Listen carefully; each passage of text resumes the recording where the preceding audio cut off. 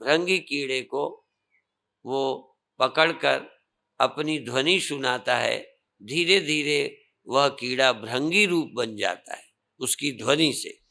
तो गुरुओं के, उपनिषदों के वाणी के शब्दों को यदि श्रद्धा और प्रेम से सुनता रहे तो तुम्हारा अंतःकरण, तुम्हारा जीवन उसी तरह बन जाएगा। ये सुनने का प्रभाव है, पर सुना गया हो प्रेम से, एकाग्रता से, मन भटक न रहा हो, सुनते समय पूर्ण एकाग्रता हो। तो अभी आपने सुना, चूंकि कार्यक्रम का धीरे धीरे किनारा आ रहा है, मेरी दृष्टि एक ही है कि जो आप अच्छा जीवन बनाएं उसके बाद भी कुछ करना समझना रहता है। मैं शायद सैकड़ों बार ये सुना चुका कि दुर्जनः सज्जनो भूयात्। जो दुर्जन है वो पहले सज्जन बने। जैसा कि सुन रहे थे कि जो माता पिता के ही सेवा नहीं करते, सेवा में रुचि नहीं है, ऐसे मनमुखे हैं, भाव ही नहीं है, वो आगे और क्या करेंगे। इसी तरह फिर मंदिर में, ग्रंथों पर, गुरुओं पर ही यदि अच्छी श्रद्धा नहीं है, उन बातों को मन काटता रहता है, तो कैसे आगे बढ़ेगा। वो तो क्रम है। मैं भी अधिकतर कहता हूँ कि जहाँ जन्मे जिस पिता को आप अनुभव करते हो कि इन्होंने मुझे जन्म दिया, इन्होंने मुझे पाला, यदि उनके प्रति कृतज्ञ नहीं हो तो भगवान तो तुमने देखा ही नहीं,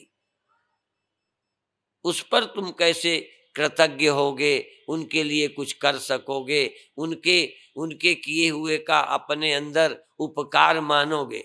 जब जिंदा तुम्हें दिखने वाले माता पिता तुम्हारे लिए इतना करते हैं, उनके लिए तुम्हारे में जगह नहीं, तो वो चाहे फिर संत ही करते हैं, फिर संतों का किया कैसे देखोगे। अभी सुनाया ना सुंदर दास की, कि लोग कहते हैं संत कुछ नहीं करते। तुम्हारे लिए तो तुम्हारा बाप भी कुछ नहीं करता, तुम्हारी माँ भी कुछ नहीं करती। असल में तुमको किसी का किया दिखता ही नहीं, देखने का स्वभाव ही नहीं बना। जैसा कि अभी आप सुन रहे थे कि जिनके घर में कुछ नहीं था, संत ने कहा कोई नहीं, मिट्टी ही दे दो, अपने आंगन की मिट्टी दे दो। उसे संकोच था कि उनके बर्तन में मिट्टी डाले, बड़ा अजीब है और बुरा लग सकता है संत को, उसे तो संकोच था। पर संत ने कहा ये बात ठीक है, तुम सोचती हो बुरा नहीं, पर आज तुम्हारे पास नहीं है इसलिए नहीं दे रही हो, पर यदि ना दोगी तो देने की आदत खत्म हो जाएगी, इसलिए देने की आदत बनी रहे, इसलिए चलो मिट्टी ही दो, देना तो सीखा।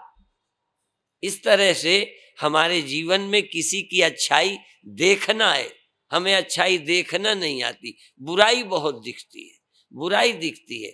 और किसी की बुराई में तुम्हें उसकी मजबूरी तो दिखे। कभी कभी आदमी बुराई करता है तो उसकी भी कोई मजबूरी होती है, उस मजबूरी को समझकर उसकी बुराई को भी बुराई मत समझो, उसकी कमजोरी है, आज नहीं कल ठीक हो जाएगी। पर हमारे अंदर ये सोचने का स्वभाव नहीं है कि किसी को हम अच्छा देखें। हमारा अहंकार औरों को बुरा ही देखता रहता है, अच्छा देखना ही नहीं चाहता। दिखाई भी दे जाए तो फिर तर्क देगा, अरे इतना बड़ा यज्ञ धंधे के लिए किया है, ऐसा काम ये स्वार्थ के लिए कर रहे हैं। स्कूल जो खोला नाम के लिए खोला है, वो यज्ञ कर रहे हैं अपनी फेमस होने के लिए। माने किसी की अच्छाई में भी हम बुराई देखने के आदी हैं। इसीलिए दूसरे की बुराई देखना सबसे बड़ा पाप है, दूसरे की अच्छाई देख पाना सबसे बड़ा सद्गुण है। किसी की अच्छाई देख सको, और ये बड़ा कठिन काम है किसी की अच्छाई देख पाना।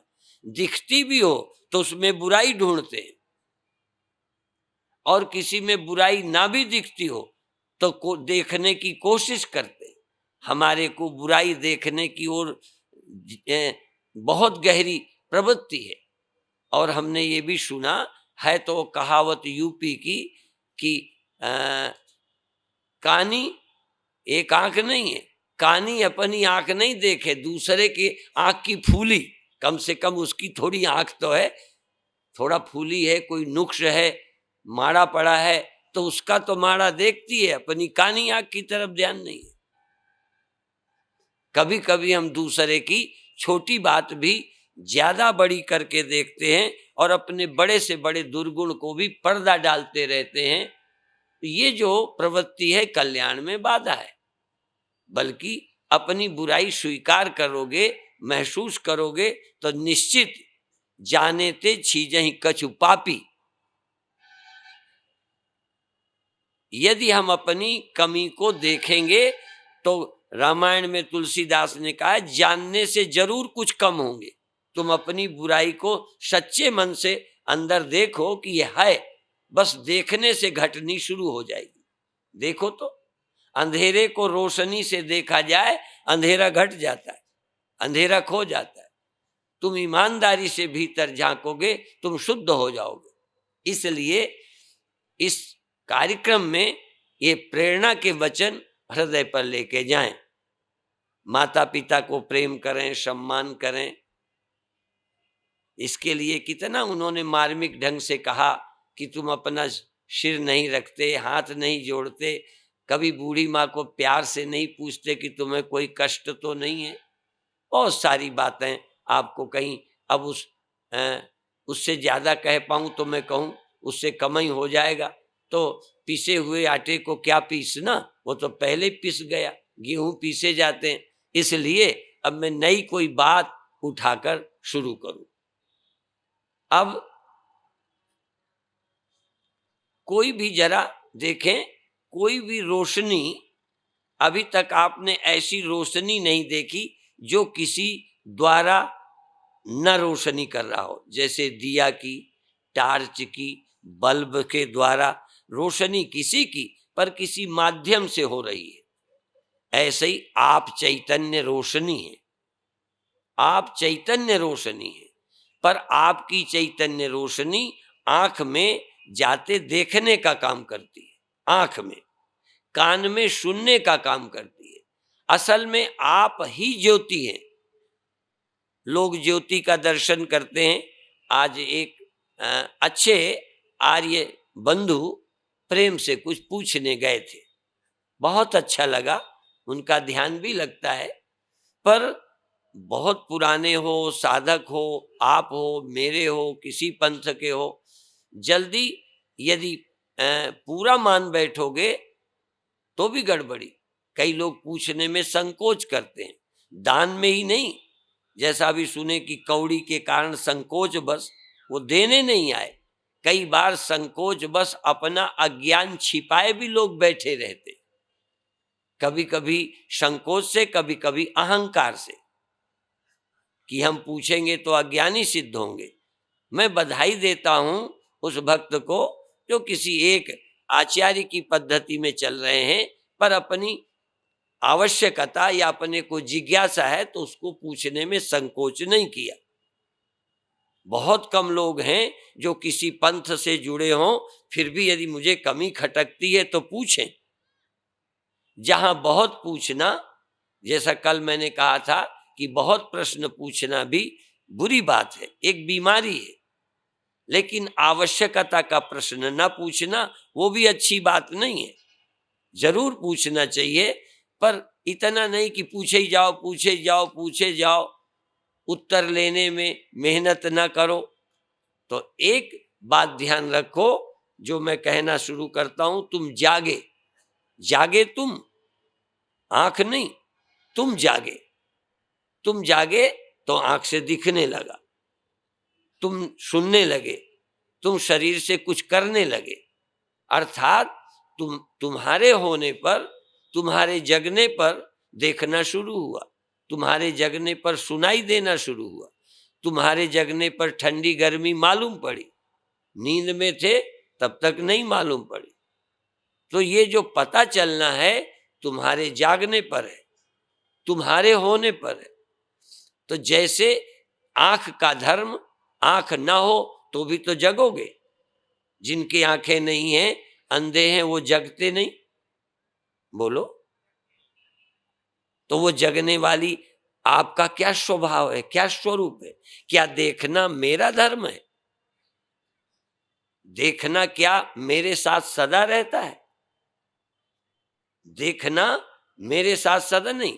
चैतन्यता, अभी और आगे बढ़ूंगा, चैतन्यता तो आप में आई, आप चैतन्य तो हुए, ध्यान रखें, पर देखना आंख के कारण शुरू हुआ।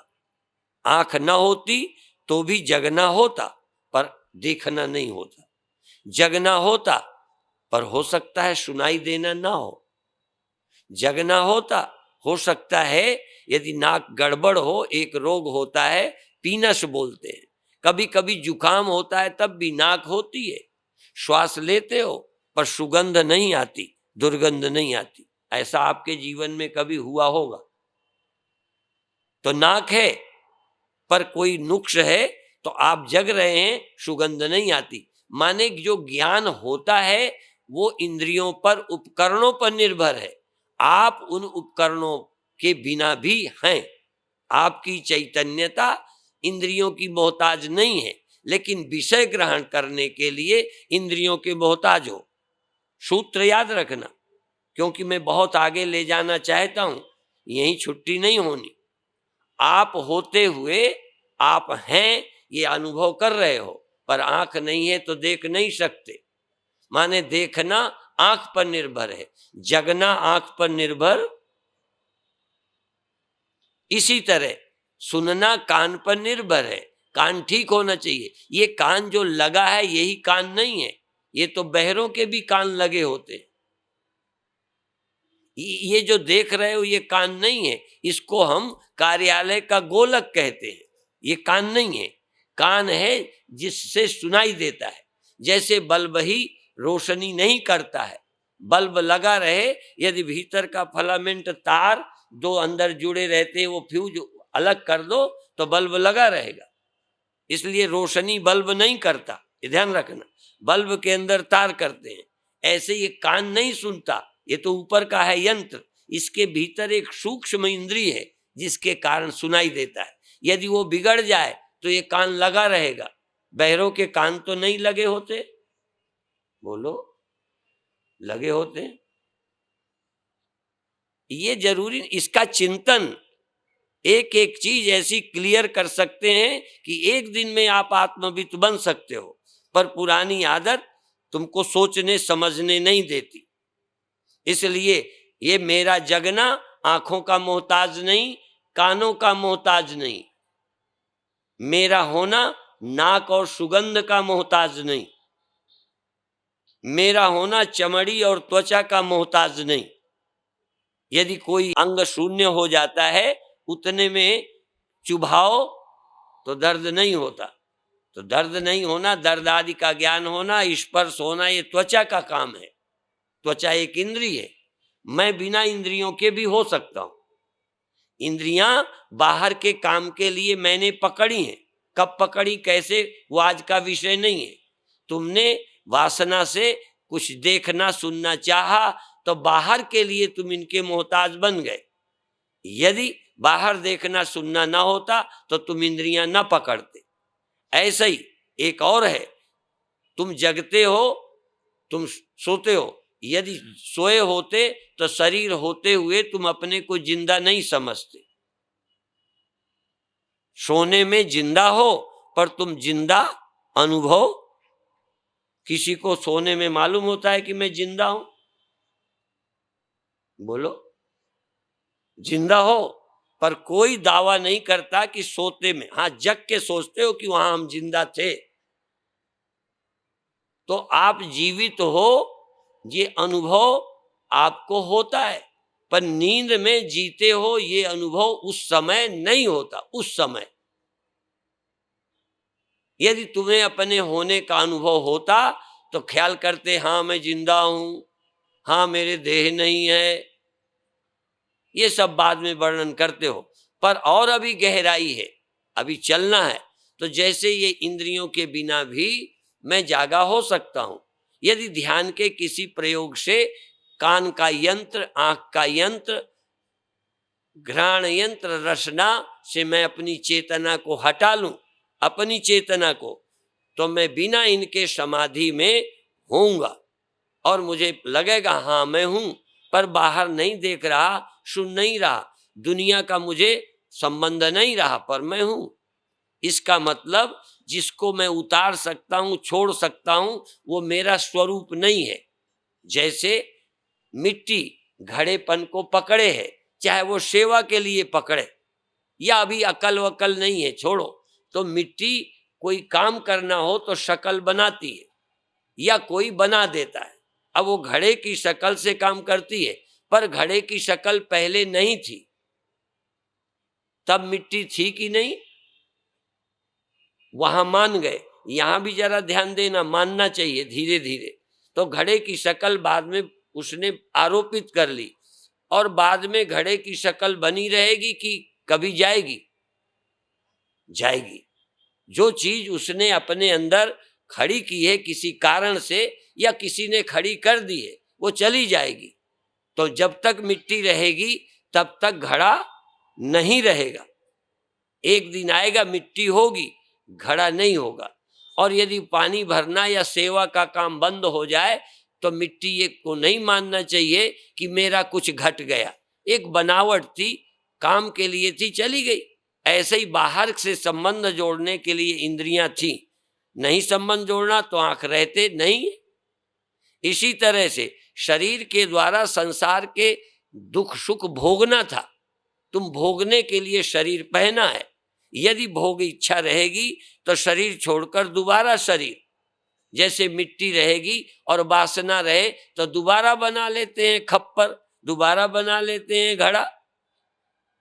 इस तरह से हम शरीर फिर बना लेंगे, पर हम कौन हैं? जो हमने पहन लिया, आरोपित कर लिया, वही। जैसे कपड़े उतार देते हो, जरूरत पर चेंज करते हो, ऐसे ही आंखें रोज नींद में उतार देते हो, या जब नहीं देखना आंखें बंद कर लेते हो, आंखें बंद करके सोने की तैयारी कर लेते हो। विदेश में तो कान में भी ढक्कन लगा के सोते हैं, जिससे कोई नींद में गड़बड़ भी ना करे, नहीं तो थोड़े से शोर में खुल जाती है। मेरे को तो सोया हूं और लाइट जला दो, जगाने की कोई जरूरत नहीं, मैं जग जाऊंगा। लाइट का अपना प्रभाव है, आंख पड़ जाती तो जग जाता हूं। कोई मैं सोया हूं पंखा करे, पंखे में सो जाऊं अलग है, क्योंकि पंखा करने में एक धक्का लगता है, पंखा एक समान हिलता है, तो सो जाएं तो फिर नहीं जगेंगे। ऐसे ही लाइट जलते में सो जाएं तो नहीं जगेंगे, पर बिना लाइट के सो जाएं, लाइट जला दो तो मैं जग जाऊंगा। शोर करते में सो जाओ कोई बात नहीं, पर तुम सोए हो शोर करे तो जग जाओगे। ये विषय बड़ा गहरा नहीं है, पर समझने के लिए थोड़ा हिम्मत जुटाओ कि आंख तुम्हारी सदा रहने वाली चीज नहीं है। जैसे घड़ा बहुत काम का है, लेकिन मिट्टी के साथ घड़ा सदा नहीं रहता, मिट्टी बिना घड़े के रह जाती। ऐसे ही तुम बिना आँख के जिंदा रह सकते हो, बिना कान के। बाहर की जरूरतों में कठिनाई आएगी, पर तुम अंदर जी रहे हो। ये पहला अनुभव। दूसरा अनुभव, मैं नाम का ख्याल बुद्धि के कारण पैदा हुआ है। ये मैं नाम का ख्याल, जैसे देखना आंख के कारण, बिना आंख के हो पर देखना नहीं है, ऐसे ही आप बिना अहंकार के, अहंकार शब्द बड़ा ग्रंथों में आया है, समझ लो। मैं हूं ये अहंकार, और मैं अलग हूं, इंडिविजुअल हूं। जैसे घड़ा अलग है औरों से, और शायद मिट्टी का पता ही नहीं, अपना अस्तित्व मान बैठा है घड़ा, जबकि घड़े का अस्तित्व नहीं। ऐसे ही मैं नाम का अहंकार, एक मैं दानव था, माया, उसमें या होता है। ये मैं दानव है, ये मैं राक्षस है, ये मैं कुंभकर्ण है, ये मैं मेघनाद है, ये मैं ही समस्याओं की जड़ है। और ये चेतन पहले ही था, आत्मा तब भी थी जब मैं नहीं था, पर जब बुद्धि आई तो बुद्धि के साथ ही मैं पैदा हुआ। ध्यान रखना, जैसे आंख के साथ देखना पैदा हुआ, आप बिना आंख के होते तो देखना नहीं होता। जैसे देखना धर्म अहंकार आंख का है, सुनना कान का है, ऐसे ही मैं अहंकार का है। यदि ये अहंकार न होता तो तुम मर न जाते। जैसे आंख न होने पर होते हो, कान न होने पर होते हो, ऐसे ही यदि ख्याल न होते तो भी तुम होते, पर तब सोचते न बनता। यही है ज्ञान कि तुम मैं नाम का ख्याल न होने पर भी होते हो, यही समझना है। और मैं नाम का ख्याल एक देह एक बुद्धि की सीमा में है, इसीलिए आप अपने को सीमित समझते हो। यदि तुम मैं नाम के ख्याल से मुक्त हो जाओ तो तुम ब्रह्म हो। ब्रह्म नहीं पैदा होता, ब्रह्म नहीं मरता, ब्रह्म नहीं आता, ब्रह्म नहीं जाता। ये जो इंद्रियों के जैसे धर्म है, ऐसा ही अंतःकरण का धर्म है। ये जग जाना, सो जाना, जैसे कम दिखने लगना, ज्यादा दिखना, न दिखना, ये तीन धर्म आंख के हैं, चेतन के नहीं, जीव के नहीं, इंद्रियों के। ऐसे ही जगना, सो जाना, ये अंतःकरण बुद्धि का धर्म है, चेतन का नहीं। गुरुदेव के समय गाया जाता था, जागृत स्वप्न सुषुप्ति है बुद्धि की अवस्था, मैं बुद्धि से परे हूं, याते सदाशिवो हम। अब गुरुदेव के समय जब सुनते थे तब बोलते यही थे, गीत यही गाते थे धड़ल्ले से, लेकिन इसकी गहरी अनुभूति बाद में होती है। आप सुन रहे हो, जान नहीं गए, पर तर्क से प्रभावित हुए। यदि इस बात को तुम बिठाओ और फिर सुनो, दोबारा घर पर सुनो, फिर याद करके चिंतन करो, तो दावे से कहता हूं कि तुम आत्मविद हो जाओगे।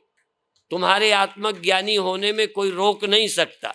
पर यदि सुनकर छुट्टी पा गए, मैं तो कभी कभी ये कहता हूं, जितना ही स्पष्टता गुरु के बाद मुझे हुई है, गुरु के समय नहीं थी।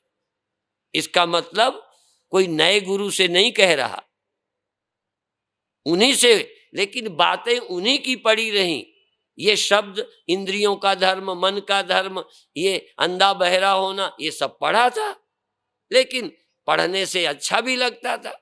लेकिन वो क्लियर कि अंधापन मेरा क्यों नहीं है, बहरापन मेरा क्यों नहीं है, देखना मेरा क्यों नहीं है। इसीलिए अंधपना, मंदपना, पटुपना, ये तीन इंद्रियों के धर्म है। मंदपना कम दिखना, पटुपना ज्यादा दिखना, अंधपना ना दिखना। अंधपना, मंदपना, पटुपना। इसी तरह बुद्धि के भी जगनापना, आधा जगनापना, पूरा सोनापना। आधा जगनापना स्वप्न में, पूरा जगनापना जागृत में, पूरा सोनापना नींद में। तो ये धर्म भी आत्मा के नहीं है। पर यहां तो इंद्रियों के धर्म मेरे नहीं है, इसमें समझने में मदद करता है जीव। जगनापना, जगनापना रहा ये न रहे तो जगनापना इन इंद्रियों के अभाव को पकड़ लेता है। लेकिन जगने पने का, सोने पने का जब अभाव होता है, वहां आत्मपना तुम्हें पकड़ में नहीं आता।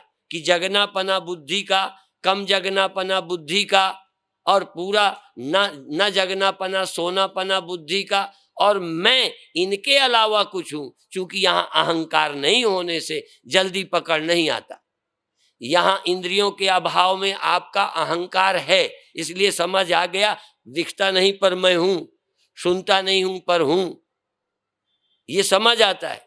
पर जहां बुद्धिपना सो गया, तहां समझ नहीं आता कि उस समय भी सच्चा आत्मपना था और झूठा अहंकारपना सो गया था।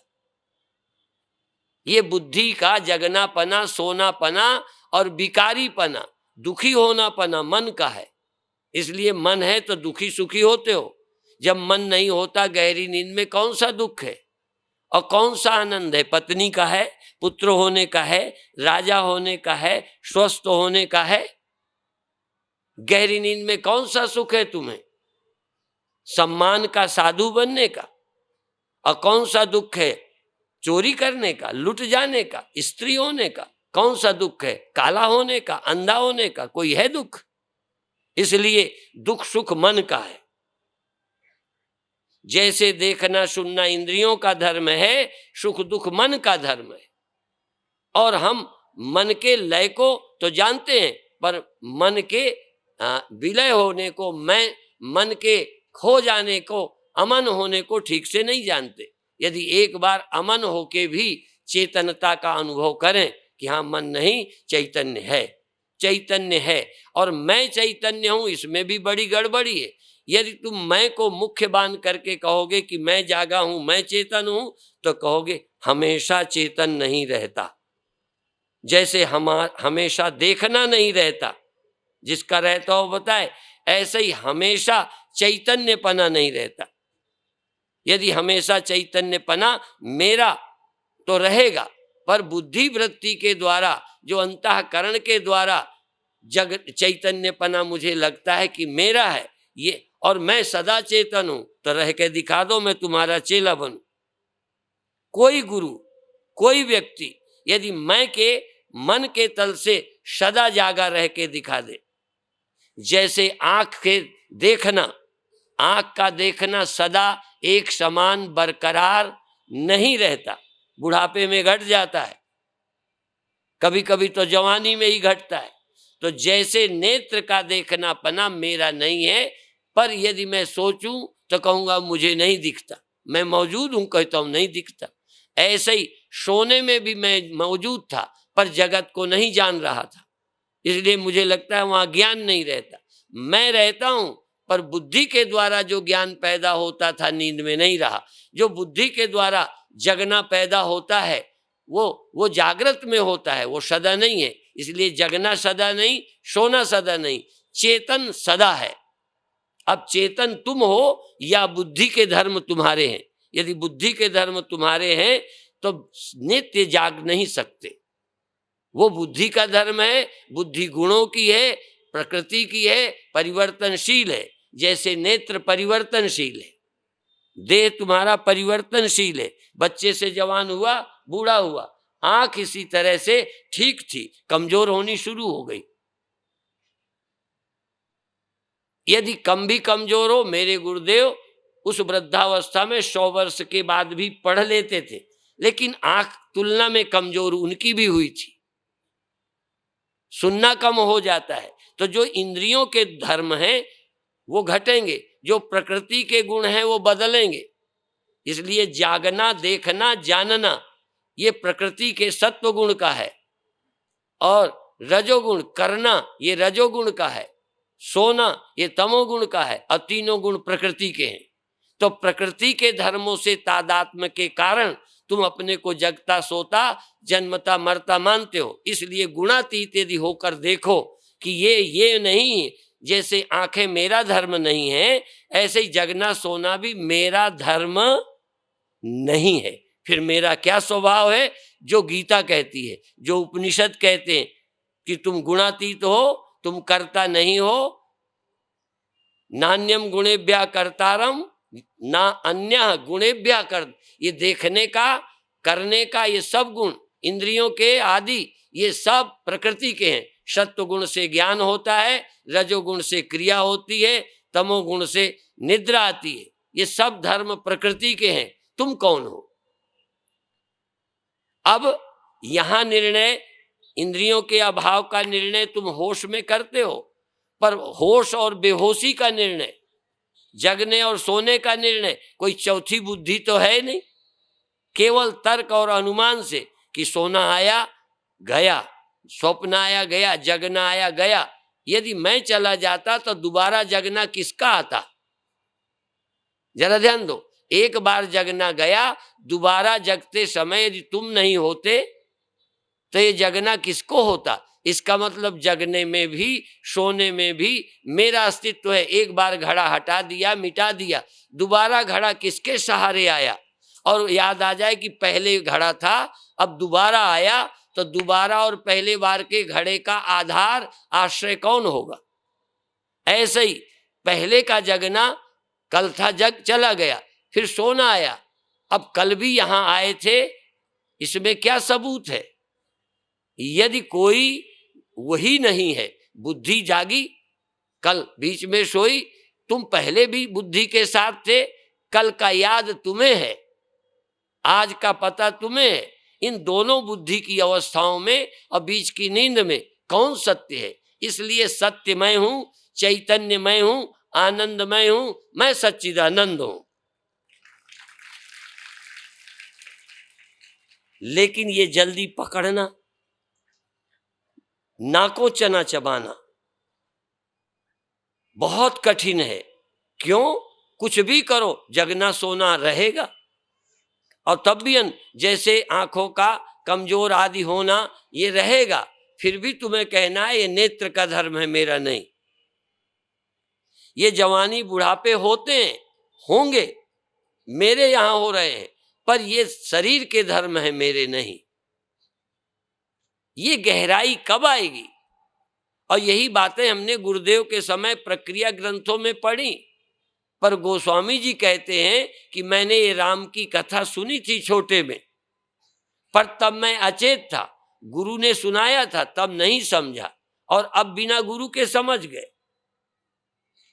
जब छोटे थे गुरु ने समझाया तो वो छोड़ दो, 99% आदमी गुरु के समय कई बार नहीं समझता।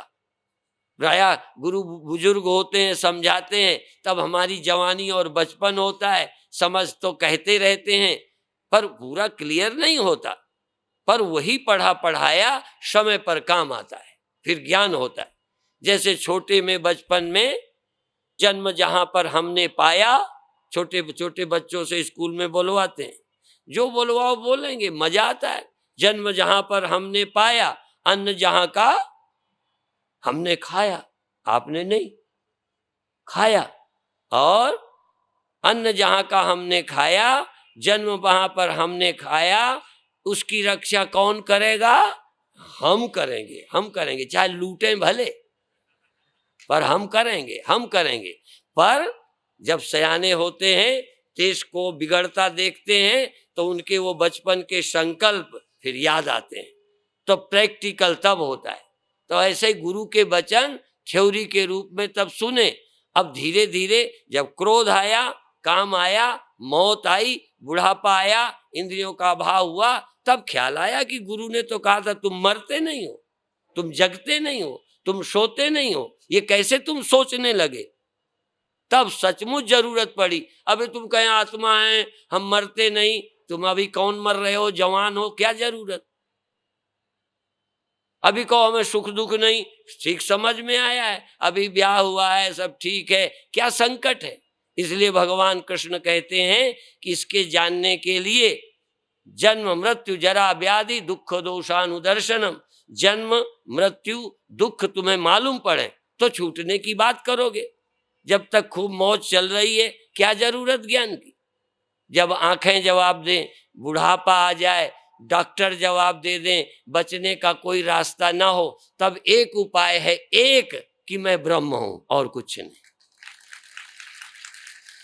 जब घड़े के पुराना हो गया, अब मरने के आसार आ गए, तब कोई कहे आशीर्वाद दे दो मैं ना मरूं, उनका अब कोई फायदा नहीं। एक ही बात है कि तुम घड़ा ही नहीं हो, मिट्टी हो, कोई मार के दिखा दे।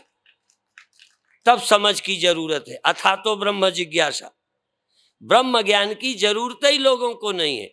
अभी डॉक्टर की जरूरत है, लड़के की जरूरत है, पत्नी की जरूरत है, कोठी की जरूरत है। अभी कौन सा कोई संकट है? और संकट भी है बीमारी का, तो लगता है दवा खा के चला जाएगा। यदि बुढ़ापा आ गया, थोड़ा जवानी घटने लगी, तो जवानी को लाने के लिए फिर से अंडे खा लिया, थोड़ा गर्मी फिर आ गई। अब बाल यदि सफेद हो गए तो सबको जवान लगे, कम से कम दुनिया हमें देखने लायक समझती रहे, इसलिए खिजाब लगा लो, बाल काले कर लो। तुम तो जानते हो कि कमजोर हो गए, कम से मूर्ख लोग तो समझें कि हम जवान हैं। दूसरों को भ्रमित करने का मतलब तुम क्या हो? तो ये ज्ञान की जरूरत तब पड़ती है जब कोई उपाय नहीं रहता।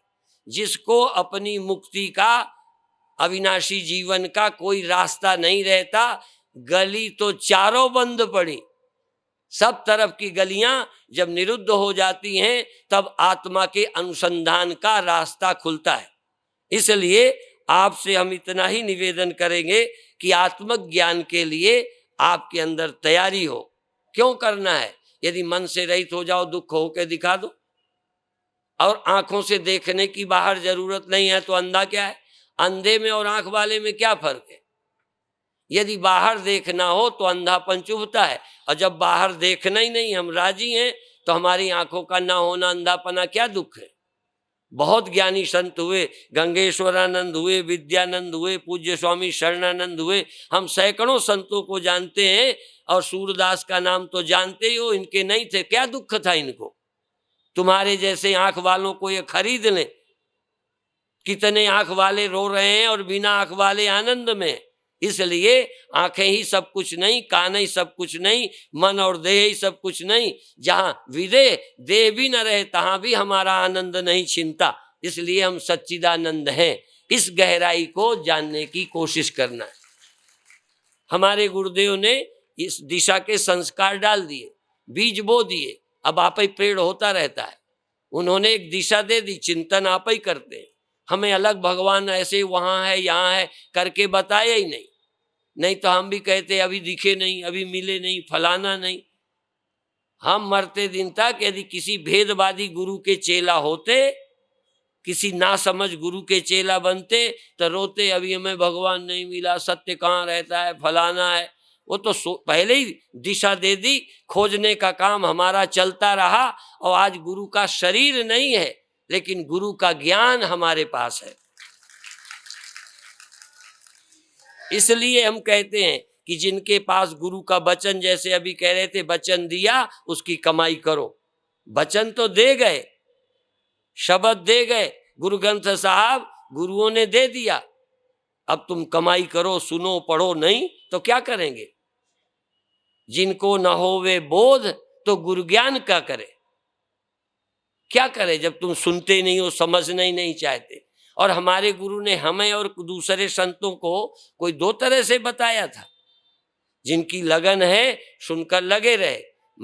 मैं बुरे, कई लोग कहते हैं हम गुरु से विमुख हैं, कोई और तरह की बात करते हैं। कई लोगों को इतना ही बहाना मिल जाता है कि ये सोहम नहीं बोलते, बस इतना। क्योंकि ईर्ष्यालु आदमी को कोई ना कोई मेरे से दूर करने के लिए बहाना चाहिए, ईर्ष्या है। लेकिन मैं कहता हूं कि जितना गुरु से मैंने पाया है, मुझे लगता है किसी ने नहीं पाया। माने मैं गुरु के दी हुई बातों से बहुत संतुष्ट हूं और छाती ठोक कर आज लगता है कि ये हजारों लोगों को प्राप्त नहीं है। करोड़ों करोड़ों लोग अज्ञान में भ्रमित हैं और ऐसे कोई गुरु ज्ञानी नहीं मिलते। पर ज्ञानी, देखो गुरु ज्ञानी न मिले तो ज्ञान हो जाए ये असंभव है। पर ज्ञानी गुरु होने पर भी कई को ज्ञान न हो ये संभव है, यह असंभव नहीं है। हजारों लोगों को गुरु से भी ज्ञान नहीं हुआ, पर बिना गुरु के ज्ञान किसी को नहीं हुआ। जैसे एक बार हमने सुना, इस शब्द का बड़ा फर्क है। एक जगह अखबार में निकला और उसमें एक वाक्य था, यद्यपि सभी मुसलमान आतंकवादी नहीं हैं, पर जितने आतंकवादी हैं सब मुसलमान। शब्द का फर्क है। सब मुसलमान आतंकवादी बोलो नहीं है, पर जितने आतंकवादी हैं वो उन्हीं में हैं। इसी तरह से गुरु के बिना ज्ञान किसी को नहीं हो सकता। गुरु के होने पर भी ज्ञान नहीं होता, ये हो सकता है, यह असंभव नहीं है। कई के ज्ञानी गुरु हैं पर नहीं सुनते, नहीं ध्यान देते। और गुरु ज्ञानी थे मेरे तो सब ज्ञानी हैं क्या? इसलिए ज्ञानी गुरु से भी सबको ज्ञान हो जाए जरूरी नहीं है, पर बिना गुरु के ज्ञान हो जाए ये असंभव है। कौन बताएगा? क्योंकि तुम्हें दुख सीधा मालूम पड़ता है, परिवर्तन सीधा मालूम पड़ता है। समाधि भी लग गई पर समाधि सदा नहीं रहती। आर्य समाजी मानते हैं कि समाधि लगने पर मुक्ति होती है, जीव ब्रह्म को मिलता है और 36 कल्प तक समाधि रहती है, शरीर छोड़ने पर मुक्ति रहती है। समाधि माने मुक्ति रहती है, फिर आ जाता है। इसका मतलब कुछ भी तुम प्राप्त कर लो, आत्मा के अतिरिक्त और कुछ भी टिकेगा नहीं। न जागृत टिकेगा, न स्वप्न, न समाधि, कुछ भी नहीं। एक सत्य टिकेगा, सत्य अविनाशी है, वो था, है और रहेगा। जो नहीं टिकता उसे मैं समझना ही मूर्खता है। जो आंखों को मैं समझता है वो अंधा होता है। जिसके आंखें, जो आंखें ही नहीं है, आंखें हैं पर मैं आंख नहीं हूं, मेरे यंत्र है। मन है पर मन मेरा यंत्र है, मैंने किसी कारण से पकड़ा है, ये मैं नहीं हूं। घड़ा है, मिट्टी से बना है, पर मिट्टी घड़ा नहीं है, बिना घड़े के भी है। यदि मिट्टी घड़ा है तो घड़ा न रहने पर मिट्टी को मिट जाना चाहिए। घड़ा और मिट्टी यदि दोनों एक हैं तो घड़े का मिटना मिट्टी का मिटना होना चाहिए। गहराई है। यदि तुम ही मन हो, तुम ही तन हो, तो इनके मरने पर तुम मर जाते, पर तुम ये नहीं हो, इसलिए आंखें मिट जाती हैं, मैं नहीं मिटता। यहां तक बुद्धि मिट जाती है, मैं नहीं मिटता। इसलिए शंकराचार्य कहते हैं यथा दर्पणाभाव आभास हानिर मुखम विद्यते कल्पनाहीन मेकम। जैसे शीशे के हटाने पर मेरे मुख का आभास, दिखाई देने वाला मुख जाता है, जो सच्चा मुख है वो नष्ट नहीं होता। इसी तरह तथा धी वियोगे, आचार्य कहते तथा धी वियोगे, ऐसे बुद्धि के न होने पर आभास, चिदाभास जाता है, चेतन नहीं जाता, आत्मा नहीं जाती। ये अनुभव करना किसी भाग्यशाली का और मेहनती का काम है, आसान नहीं है। तुम जी जान लगाओगे तो समझ सकोगे। बाकी चर्चा कल फिर करेंगे। सुबह आइए, इसका लाभ लीजिए। ओम शांति शांति शांति।